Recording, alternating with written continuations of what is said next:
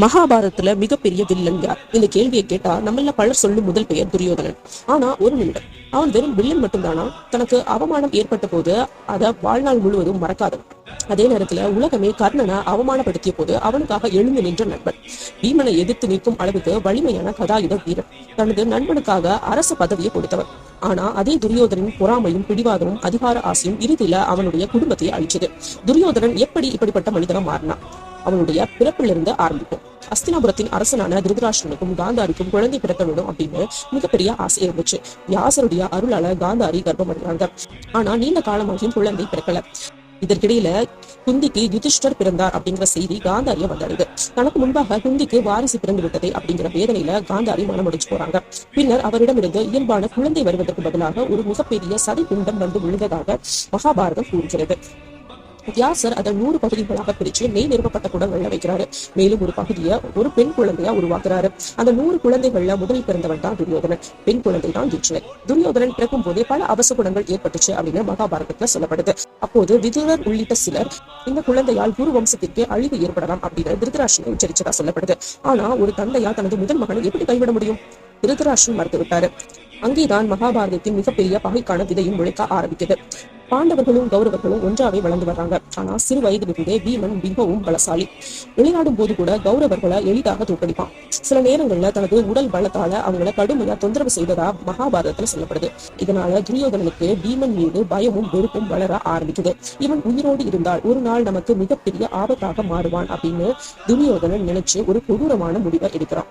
பீமனுக்கு விஷம் கொடுத்து மயக்கமடைய செஞ்சு அவனை நீரில வீசியதா மகாபாரதத்துல சொல்லப்படுது. ஆனா பீமன் உயிர் பிழைக்கிறான். அது மட்டும் இல்லாம இன்னும் அதிக பலத்தோட திரும்பி வர்றான். துரியோதனனுக்கும் பீமனுக்கும் இடையிலான பகை அன்றிலிருந்து மேலும் தீவிரமா மாறுது. ஒரு நாள் இளவரசர்களின் திறமையை வெளிப்படுத்தும் பிரம்மாண்டமான அரங்கம் நடக்கப்படுது. அங்க அர்ஜுனன் தனது வில் வித்தை திறமையை வெளிப்படுத்துறான். அனைவரும் அவனை பாராட்டி கொண்டிருந்த நேரத்துல திடீரென்று அரங்கத்துக்குள்ள கர்ணன் வர்றான். அர்ஜுனன் செஞ்ச சாதனைகளை தானும் செய்ய முடியும் அப்படின்னு கர்ணன் சொல்றான். அர்ஜுனனுடன் நான் போரிடுகிறேன் அப்படின்னு சவால் விடுறான். ஆனா அவனுடைய பிறப்பு மற்றும் குலம் குறித்து கேள்வி எழப்படுது. அரச குடும்பத்தை சேராத ஒருத்தன் அரச குடும்பத்தை சேர்ந்த ஒரு இளவரசனோட எப்படி போரிட முடியும் அப்படின்னு கேள்வி எழுது. கர்ணன் அவமானத்துல தலை குனிகிறான். அப்போது அந்த அரங்கத்துல கர்ணனுக்காக எழுந்து நின்ற ஒரே மனிதன் துரியோதனன். உடனே கர்ணனுக்கு அங்க தேசத்து அரசனா முடிசூன்றான். இப்போது கர்ணனும் ஒரு அரசன். அர்ஜுனனை எதிர்த்து போரிடுறதுக்கு அவனுக்கு எல்லா தகுதியும் இருக்கு. அன்று துரியோதனன் கொடுத்தது வெறும் ஒரு ராஜ்யம் மட்டும் இல்ல, கர்ணன் வாழ்நாள் முழுவதும் தேடிய மரியாதையா அவனுக்கு கொடுத்தான். அதனாலதான் கர்ணனும் துரியோதனும் இறுதி வரை உண்மையான நண்பர்களா இருந்தாங்க. மகாபாரதத்துல மிகப்பெரிய நட்புகள்ல ஒன்றாக இந்த நட்பு மாறிச்சு. பாண்டவர்களுடைய புகழ் நாளுக்கு நாள் அதிகரிச்சுட்டே போச்சு. குறிப்பா அர்ஜுனனின் வீரமும் பீமனுடைய பலமும் அனைவரால பேசச்சு. யுதிஷ்டனுக்கு மக்களிடையே நல்ல பெயர் கிடைச்சிச்சு. இதெல்லாம் துரியோதனனுக்கு ஒரு விஷயத்தை உணர்த்தியது. ஒரு நாள் ஹஸ்தினாபுரத்தின் அரியணை எனக்கு கிடைக்காமல் போய்விடுமோ இந்த பயம் அவனுடைய பொறாமையை மேலும் வளர்த்துச்சு. பின்னர் பாண்டவர்களை அரக்க மாளிகையில வச்சு அழிக்க முயற்சி நடந்தது. ஆனா பாண்டவர்கள் அங்கிருந்து உயிர் தப்பினாங்க. காலப்போக்குல பாண்டவர்களுக்கு இந்திரபிரஸ்தம் கிடைச்சது. அதை அவங்க மிகப்பெரிய செழிப்பான நகரமாக மாத்தினாங்க. மாயன் உருவாக்கிய அற்புதமான மாய சபையும் அங்க இருந்துச்சு. யுதிஷ்டர் ராஜசூய யாகம் நடத்துறாரு. பல அரசர்கள் அவருடைய மேன்மையை ஏத்துக்கிட்டாங்க. இதையெல்லாம் பார்த்து துரியோதனுடைய மனதுல பொறாமை மேலும் அதிகமாச்சு. மாய சபையில எது தரை எது நீர் அப்படின்னு புரியாத அளவுக்கு மாய அமைப்புகள் இருந்தது. அங்க துரியோதனன் குழம்பி அவமானப்பட்ட சம்பவம் எல்லாருக்கும் தெரிஞ்சதுதான். இந்திரபிரஸ்தத்துல செல்வத்தையும் பாண்டவர்கள் புகழையும் பார்த்துட்டு ஹஸ்தினாபுரத்துக்கு திரும்பிய துரியோதனனுக்கு மன நிம்மதியே இல்லை. அவர்களிடம் எல்லாம் இருக்கிறது, நான் மட்டும் எப்படி இதை பார்த்து கொண்டு இருப்பது?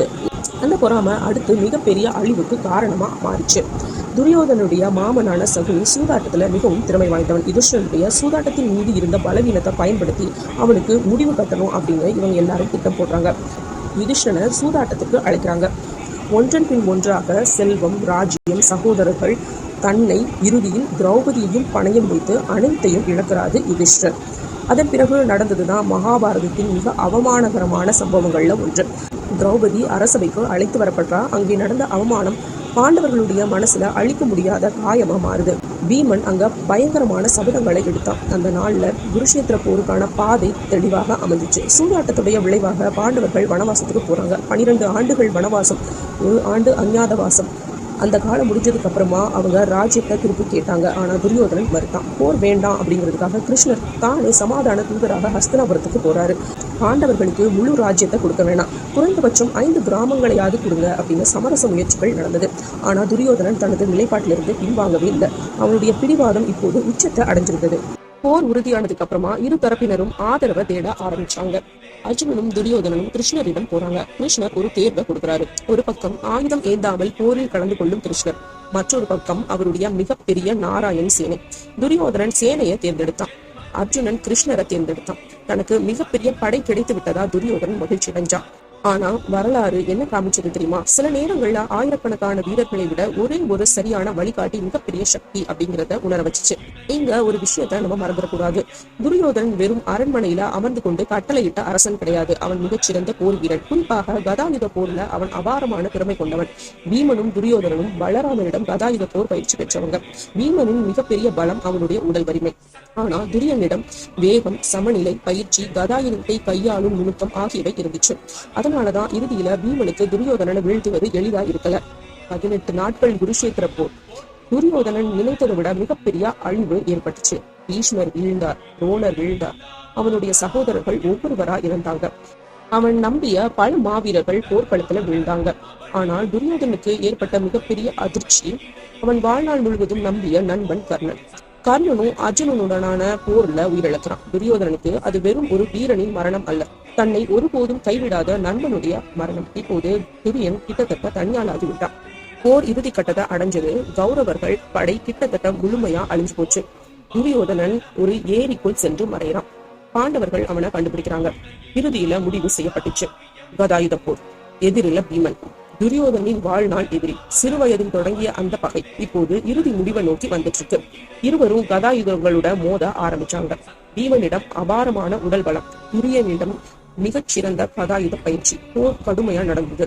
துரியனை நேர்மையா கதாயுத போர்ல வீழ்த்துவது மிகவும் கடினமா இருந்துச்சு. அப்போது பீமன் துரியோதனுடைய தொடரில தாக்குறான். கதாயுத போரின் விதிகளின்படி இடுப்புக்கு கீழே தாக்குவது முறையானது அல்ல. ஆனா திரௌபதியின் அவமானத்தின் போது எடுத்த சபதத்தை நிறைவேற்றும் வகையில பீமன் அந்த தாக்குதலை செய்யறான். ஹஸ்தினாபுரத்தின் அரியணைக்காக வாழ்நாள் முழுவதும் போராடிய மனிதன் இப்போது போர்க்களத்துல விழுந்து கிடந்தான். துரியனை முழுமையா புரிந்து கொள்வது அவ்வளவு எளிதல்ல. அவனிடம் பொறாமை இருந்தது, அதிக ஆசை இருந்தது. பாண்டவர்களை அழிக்க முயன்றது உண்மைதான். திரௌபதிக்கு நடந்த அவமானத்துக்கு காரணமானவன். சமாதான வாய்ப்புகளை ஏற்கல.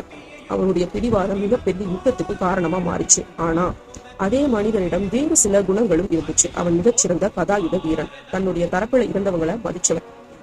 எல்லோரும் கர்ணனை அவமானப்படுத்திய போது அவனுடைய திறமைகளுக்கு அங்கீகாரம் கொடுத்தவன். கர்ணனுக்கு ராஜ்யத்தையும் மரியாதையும் கொடுத்தான். அவனுடைய நட்பு மரணம் வரை தொடர்ந்துச்சு.